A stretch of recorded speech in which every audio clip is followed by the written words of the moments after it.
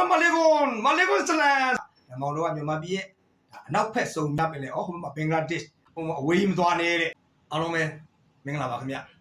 ျကျွန်တော်ရဲ့မောင်တော်အတွေ့အကြုံပေါ့နော်မောင်တော်အတွေ့အကြုံပြန်လဲရှင်းပြတာမောင်တော်ရှင်းတန်းအပိုင်း3ပါနော်ကျွန်တော်အပိုင်း1မှာပြောခဲ့သလိုပဲချောင်းကြီးရဲ့အခြေအနေရလဲဟိုဖြစ်စီရဘာမဆိုဖြစ်နိုင်သေးတယ်လုံခြုံစိတ်ချရသေးတဲ့နေရာမဟုတ်ဘူးဆိုတဲ့အတွက်ကင်းတွေချလာတာဖြစ်တယ်ဗျ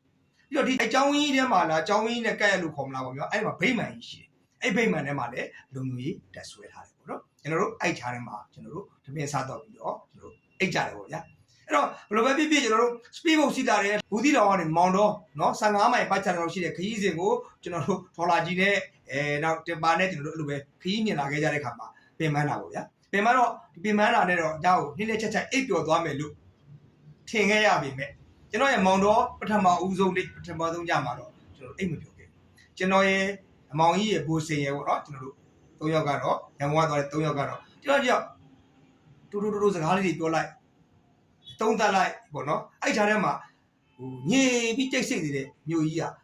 တစ်ချက်အဲ့အဝေးကနေပြီးတော့ခွေးဟောင်တန်းတွေခွေးဥတန်းတွေကြားတယ်ဗျနော်အဲ့လိုအချိန်မျိုးနဲ့ဖြစ်တဲ့အတွက်ကျွန်တော်အိတ်မပြောခဲ့ကြဘူးဒါပေမဲ့လည်းနေရာကြီးကြတော့လေတမိတော့အိတ်ပြောသွားတာပေါ့နော်အဲ့လိုအိတ်ပြောသွားပြီးမိုးလင်းလာတော့ဘုံဘုံကတကားတို့ဗိဓိပါစားပြီးပေါ့နော်ကျွန်တော်တို့ဘာလုပ်ကြမလဲဘာလုပ်ချင်တာလဲပြောအောင်ဆိုတော့ဘုံဘုံတပြည့်တော့ဒီအချိန်မျိုးဖြစ်သွားတဲ့နေရာမှာအကူညီလိုတဲ့လူတွေကိုကျွန်တော်ကူညီဖို့ပြီးတော့လာတာဖြစ်တဲ့အတွက်အကူညီလိုတဲ့သူတွေတွေ့ကြပါတယ်သူတို့ဒီသွားကျင်တယ်ဆိုတော့ဘုံဘုံအဝေးမသွားနဲ့တဲ့ငါချောင်းနေရှိတယ်တဲ့ညတကားတို့လာမယ်ဆိုတော့လေသူတို့တွေ့ကျင်တာတဲ့ဒါပေမဲ့လူရှုပ်မှာဆိုလို့ဘုံဘုံကရောက်ခါစားကြီးမတွေ့နဲ့ဟုတ်မလားဘူးဆိုပြီးသူတို့အဆောင်တွေမှာပဲနေခိုင်းတာဆိုတော့ဟုတ်ပါတယ်ဘုံဘုံကျောင်းထဲမှာအဲ့ဒုက္ခရောက်နေတဲ့သူတွေပေါ့နော်အဲ့ဒီဟိုဖြစ်စင်တာကနေပြီးတော့ပြေးလာကြတဲ့သူတွေဘုံဘုံကျောင်းထဲမှာအများကြီးပဲမိသားစုတွေရောက်နေတယ်နော်ကျွန်တော်တို့ရဲ့တိုင်းရင်းသားတွေပေါ့လေခိုင်ပါမယ်မြို့ခမီတိုင်းတဲ့ပေါ့နော်အဲ့လိုမိသားစုတွေပါတယ်ဗျအဲ့လိုမိသားစုတွေအားလုံးတချို့ဒီမှာရောက်နေကြတယ်အဲ့ဒီမိသားစုတွေကျွန်တော်တွေ့တယ်လိုအပ်တာတွေပေးတယ်ကူညီတယ်စကားသမီးအတွေ့အကြုံတွေပြောကြတယ်ပေါ့သူတို့ပြန်ပြောပြချက်အရာတော့ဖြစ်စဉ်ရတော်တော်လေးသူတို့တွေကြောက်လန့်စရာထိတ်လန့်စရာအခြေအနေမျိုးပေါ့နော်သူတို့နဲ့ထိတ်တိုက်ရင်ဆိုင်ရတာမဟုတ်ပါဘူးထိတ်တိုက်ရင်ဆိုင်ခဲ့ရတာကကြီးကန်းပြင်းနေကြတော့တက်တို့နောက်ပါလည်းခူရတို့နောက်ပါကိုရံကောက်တို့ဆိုတဲ့ဒီစခန်းပေါ့ဗျာစခန်း10ခုလောက်ကိုသူတို့ပြိုင်ဝင်စီးတဲ့အခြေအနေမှာအဲ့ဒီစခန်းနေနဲ့ဒီတဲ့ရွာတွေကသူတို့ဒီအတန်တွေကြားခဲ့ရတာနဲ့ဗာနဲ့ပေါင်းပြီးတော့သူတို့ငနေရတော့လို့ဒီကျောင်းတွေကိုရွှေ့လာတာရှိတယ်အခြားကျောင်းတွေမှာလည်းရှိတယ်ပေါ့နော်အခြားနေရာတွေမှာလည်းမိသားစုတွေနီးစပ်ရပြေးလာကြတာတို့ဘာလို့ဒါတွေရှိကြတယ်ပေါ့နော်ဒါကတော့အဲ့ဖြစ်စင်ပါပေါ့အဲ့တော့သူတို့ကထိတ်တိုက်ရင်ဆိုင်ရတာမဟုတ်ပေမဲ့ဒီကျွန်တော်တို့ဘင်္ဂါလီရွာတွေနဲ့တိုင်းရင်းသားရွာတွေနဲ့တော့ငကိုတွေကတော့တိတ်ပြီးတော့ကုလူဆက်ဆံမှုတိတ်မရှိဘူးရွာချင်းနှီးပေမဲ့လည်းတိတ်ပြီးတော့အဆက်ဆံမရှိကြဘူးနည်းနည်းလေးပေါ့နော်ဟိုအရင်ရင်းနှီးတဲ့နိုင်ငံသားအချင်းချင်းမဟုတ်ဘူးလို့သူတို့ခံစားခဲ့ရတဲ့အတွက်အခုလိုဖြစ်စဉ်မျိုးမှာတော့သူတို့ပြေးလာခဲ့ကြတာဖြစ်တယ်ဒါကြောင့်ကျွန်တော်တို့အဲ့ဒီသူတွေနဲ့ကျွန်တော်အတွေ့အကြုံတွေပြောတယ်လိုအပ်တာတွေကူညီပြီးတဲ့ခါကျတော့ဘုံဘုံတပြည့်တော့အခြားသောဟဲ့လားဟိုဖြစ်စဉ်ရွာတွေဘက်ကိုသွားချင်တယ်ဆိုတော့မသွားနဲ့ဦးတကားတဲ့လောလောဆယ်ကတခါသွားကြည့်မြို့ပေါ်မှာအခြားကျောင်းတွေရှိတယ်ပြီးလို့ရှိရင်မြို့ထဲကိုသွားကြည့်လိုက်အောင်เนาะအဲ့ဒါတွေသွားပြီးတော့မှနောက်ရက်တွေကျမှပဲအပြင်เนาะဒီမောင်တော်မြို့ရဲ့အပြင်ရွာတွေကိုသွားဖို့အတွက်စဉ်းစားပါဆိုတဲ့အတွက်ကျွန်တော်တို့မြို့ထဲကိုထွက်ခဲ့ကြကပ်ပိယာကြီးကိုသင်းမောင်းပါဝင်သူတို့ကျောင်းသားတွေလည်းပါတယ်ကျွန်တော်မြို့ထဲကိုသွားကြတယ်သွားတဲ့အခါမှာဒီအခြားဘုန်းကြီးကျောင်းတွေမှာလည်းဒီလိုပဲဒုက္ခတွေရှိတယ်ကျွန်တော်တို့ဝင်တွေ့တယ်ပေါ့เนาะတွေ့ပြီးတော့မှကျွန်တော်တို့မြို့ထဲကိုဆက်သွားတဲ့အခါမှာတော့မြို့ထဲမှာနိုင်စင်မြို့လည်းကောင်နိုင်စင်ကိုရောက်တယ်အဲ့နားမှာဆိုင်တွေရှိတယ်ပေါ့အဲ့ဆိုင်တွေမှာလည်းတချို့ဆိုင်တွေကပိတ်ထားတယ်တချို့ဆိုင်တွေလည်းဖွင့်ထားတယ်တချို့ဆိုင်တွေကျတော့လည်းတကားလေးတစ်ချက်လောက်ပဲဖွင့်ပြီးရောင်းတွေ့လိုက်ရတယ်ဘာလဲဆိုတော့ဒီကပ္ပိယကြီးကရခိုင်တိုင်းရင်းသားဖြစ်ပြီပဲသူကအစ္စလာမ်မလေးကွန်မလေးကွန်ဆလမ်ဆိုပြီးတော့ကျွန်တော်အပြန်နဲ့နှုတ်ဆက်ကြတဲ့တိုင်းရင်းသားတွေပေါ့နော်ဒီကရခိုင်တိုင်းရင်းသားကိုဘက်ကအစ္စလာမ်ဘာသာဝင်မွတ်စလင်တွေပေါ့နော်ဒါတွေကတော့သူတို့ဒီမောင်တော်မျိုးပေါ်မှာနေတဲ့ကျွန်တော်တို့ဘာသာကြားတွေနော်ကျွန်တော်တို့ရဲ့နိုင်ငံသားဘာသာကြားပေါ့နော်အဲ့မှာခရစ်ယာန်လည်းရှိတယ်ဟိန္ဒူလည်းရှိတယ်နောက်ပြီးတော့ရှင်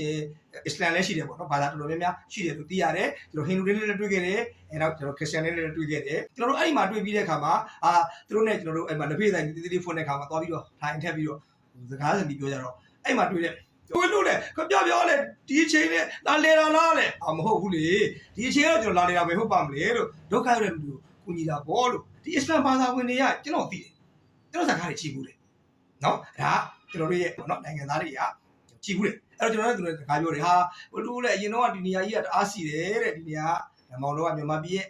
အနောက်ဖက်စုံမျိုးပေါ့နော်ဒါပြီးဟိုမှာဘင်္ဂလားပင်လယ်ဟိုမှာဘင်္ဂလားဒေ့ရှ်နော်ထိစပ်သွားတယ်ပေါ့နော်ဒီနေရာတွေပေါ့ဒါဒီနေရာစီပွားရေးတွေပါလေကောင်းပါတယ်လေမစိုးဘူးတဲ့နော်ဒီလိုချိန်ကြီးမှာတော့လူတွေ6ကတ်နေတာပေါ့ဗျာတဲ့အစောကြီးကလာလေတင်တာတဲ့ဟုတ်ပါဘူးဗျာလို့ကျွန်တော်တော့ဒုက္ခတွေရှိတဲ့နေရာကျွန်တော်ရောက်တက်တာမဟုတ်လို့ဒီနေရာနဲ့ကျွန်တော်ရောက်လာတာပါလို့ကူညီဖို့လာတာပါလို့ကျွန်တော်တို့နှုတ်ဆက်ကြတယ်လက်ဖေးတူတောက်ကြတယ်ကျွန်တော်တို့ပြောပြချက်အရာအစ္စလမ်ဘာသာဝင်တချို့လေပလီတွေမှာရှိတယ်နောက်ခြားဟိုနီးစပ်ရဆွေမျိုးသားချင်းအိမ်တွေမှာလည်းရောက်နေကြတယ်အားလုံးပြေးလာကြတဲ့လူရှိတယ်ပေါ့ဗျာနော်အဲ့ဒီလိုပဲအခြားဟိုတိုင်းရင်းသားပေါ့နော်အခြားတိုင်းရင်းသားဆိုတော့ကတော့မျိုးခမီတိုင်းနဲ့တည်းလေတော့သူနီးစပ်ရအိမ်တွေဘုံကြောင်အချုပ်ဘုံကြောင်တွေမှာရှိတယ်တွေ့ခဲ့ရတယ်နော်အဲ့ဒီကပြန်တော့မောင်တော်ဆေးရုံကျွန်တော်ဝင်တယ်ပေါ့နော်မောင်တော်ဆေးရုံမှာအဲ့ဒီဖြစ်စဉ်ကြောင့်ဒဏ်ရာရထားတဲ့သူတွေတွေ့ခဲ့တယ်အဲ့ဒီမှာကျွန်တော်တို့ဟိုတက်ပြောတဲ့တပ်ဖွဲ့ဝင်တွေပေါ့နော်ဒဏ်ရာတွေရခဲ့တယ်လို့အခြားဘာသာခြားတွေလည်းတွေ့ခဲ့တယ်ဗျနော်ဘာသာခြားတွေလည်းအဲ့ဒီမှာစေကူတာကိုခံယူနေကြတယ်ပေါ့နော်ဒါနေပြီးတော့မောင်တော်ဆေးရုံမှာအဲ့မှာကျွန်တော်တွေ့ပြီးတော့တွေ့ခဲ့တယ်တိုင်းစင်းနဲ့ကူညီမှုတွေအားပေးမှုတွေလုပ်ခဲ့တယ်ပြီးတော့ကျွန်တော်တို့ဟာလာ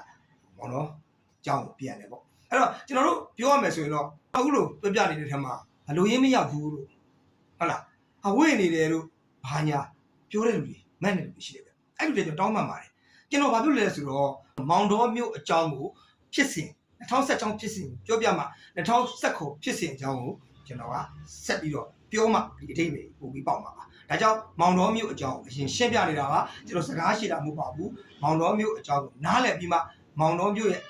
ပတ်ချလေရွာတွေအကြောင်းမောင်တော်တောင်ပိုင်းအကြောင်းမောင်တော်မြောက်ပိုင်းအကြောင်းဆက်ပြောပါမယ်2016ဖြစ်စဉ်ပြီးရင်2019ဖြစ်စဉ်ဆက်ပြီးလာပါမယ်เนาะအဲ့တော့